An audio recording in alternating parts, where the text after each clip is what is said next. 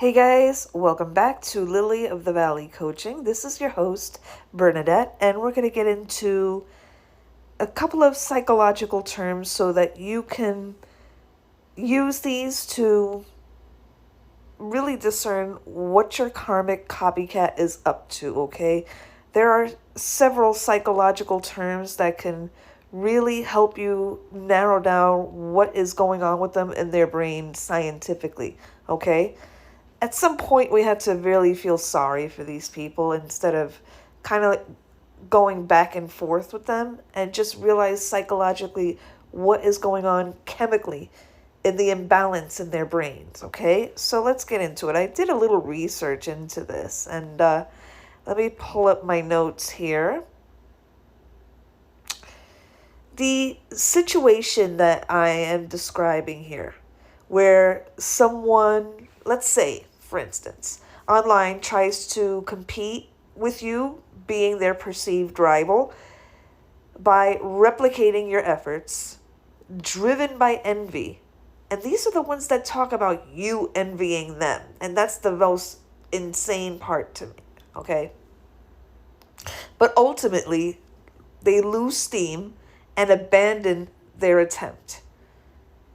This can be understood psychologically through several concepts, okay? First and foremost, envy and social comparison. The copycat likely experiences envy, which is a feeling that arises when someone lacks another's superior quality, achievement, or possession and either desires it or wishes that the other lacked it, okay? The act of coattailing and mimicking the rival's work is a classic example of upward social comparison. Other words, comparing oneself to someone viewed as better, quote unquote, in specific ways, okay? Now, this usually happens when the person that you're talking about, the karmic that you're talking about, let's say that your karmic is very obsessed with beauty and sexuality, okay? Because not every karmic is ugly. Not every single one is. Some are actually beautiful, but that is their bread and butter. They live, survive, and thrive off of everything that they're doing surrounded comes back to their beauty and sexuality. They can't do anything else. Okay, once that dissipates, once they hit the wall, once they are no longer considered young, youthful, beautiful, and sexy, they can't use that to funnel their work in every other way. So they do a mad scramble to be perceived as deep and thoughtful and smart and intelligent and intellectual and wise. All these things that are not related to beauty and sexuality. Okay? 2, motivation and self-concept. There's something called extrinsic motivation. Their drive comes not from authentic passion or personal interest, but from external pressures, the desire to beat or emulate the rival. This kind of motivation is usually less sustainable. You'll find that they put after about 3 episodes. It's like what happened? I thought you had so much to say. Fragile self-esteem. If motivation is based largely on comparison rather than intrinsic value, the copycat's sense of achievement is fragile. Once the initial energy fades, they may abandon the effort if they don't experience rapid or sufficient rewards in the way of clicks and views and followers and all of that kind of thing, okay? They need to see it with their eyeballs that you like them. You really, really like them. Okay? 3, burnout and overextension. Burnout. The person might have overextended themselves, trying to match or surpass a rival without the necessary skills or passion, leading to psychological fatigue. They can't keep up with you. Abandonment. The drop-off and quitting is common when the initial motivation is envy or comparison, rather than genuine interest. Once it becomes clear that the sustained effort or creativity is required, the copycat may lose motivation entirely. Again, getting back to the putting out and completely fizzling out after 3 episodes. 4. Identity and lack of authenticity. Lack of ownership. Because the work is derivative, not original, the copycat might struggle with a sense of purpose or pride in what they're producing, further undermining motivation and persistence. Now, how do you interpret this psychologically?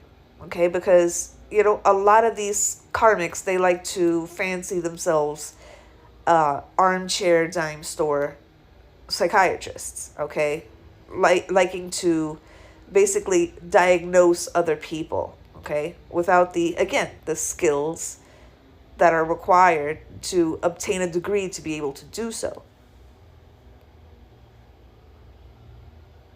Everything is a quick fix for them. They don't have the intestinal fortitude to take a few classes or compete with other people in that field,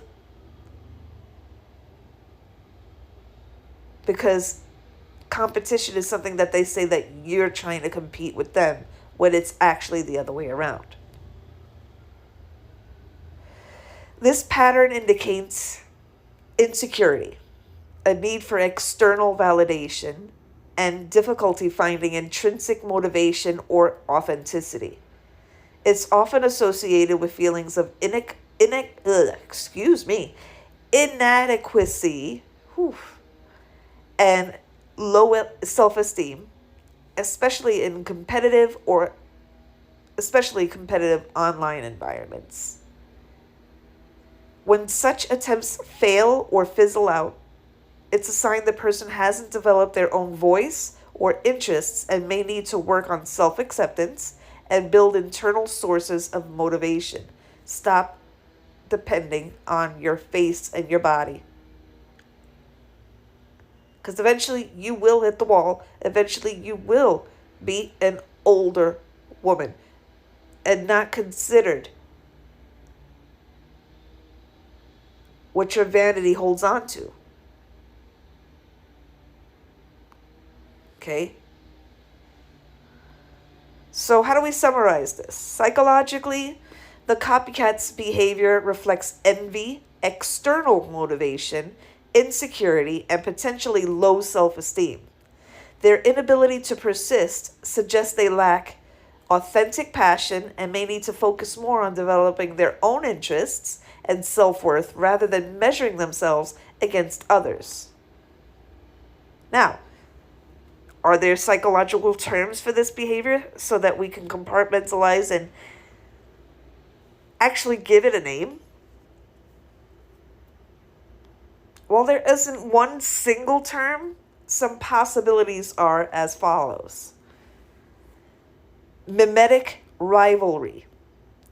From René Girard's mimetic theory, that's M-I-M-E-T-I-C theory. Mimetic rivalry describes the psychological phenomenon where individuals imitate others, often rivals, out of desire and competition. But this imitation may create conflict, frustration, and burnout when the goal cannot be sustained or achieved. Social comparison and envy. Upward social comparison is when someone compares themselves to a rival, leading to envy and attempts to emulate them. There are two main types. Benign envy motivates self-improvement, which is basically inspiration, okay? Not imitation. There's two distinct differences. And malicious envy that can lead to destructive or self-sabotaging actions, especially if the person feels they cannot succeed or keep up. Chameleon effect. The chameleon effect refers to unconscious imitation of another's style or behavior, not necessarily out of rivalry or envy, but can be amplified in competitive or envious relationships. Okay? What is chameleon effect? When they're suddenly into everything, just to maintain and in an effort to build a customer base. So all of a sudden, they're into fishing. All of a sudden, they're into camping. All of a sudden, they're into gaming. All of a sudden, they're into poetry. All of a sudden, they're into this. All of a sudden, they're into that. But there's no paper trail of them having been into these things since before you were into these things. Okay? Emotional burnout fueled by envy. When someone overextends themselves trying to match or surpass someone they envy, emotional burnout can occur, causing them to quit or lose interest, as in the example of the 3 episodes and nothing past that, okay? It's really not that hard to plan out episodes if you have, quote unquote, so much to say. Those with narcissistic traits may engage in rivalry and admiration seeking, pushing themselves to compete or copy others, but often feeling frustrated when they cannot sustain this performance. All of it is performative. So how do we summarize that? That last one was narcissistic rivalry, okay?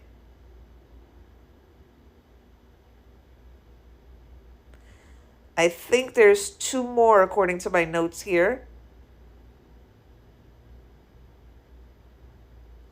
Okay, planning fallacy is another one. The planning fallacy is the tendency to underestimate the time, effort, or resources needed for a project, often occurring when imitation is based on envy without a realistic self-assessment.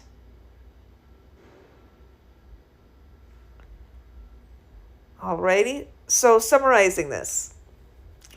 The pattern may be best described as mimetic rivalry, driven by social comparison and envy, often resulting in burnout and abandonment when the imitative effort cannot be sustained. That's most likely what's happening here. It could be a combination of all of them, or according to your case, or what you're dealing with your rival or your karmic. It could be any number of these, okay?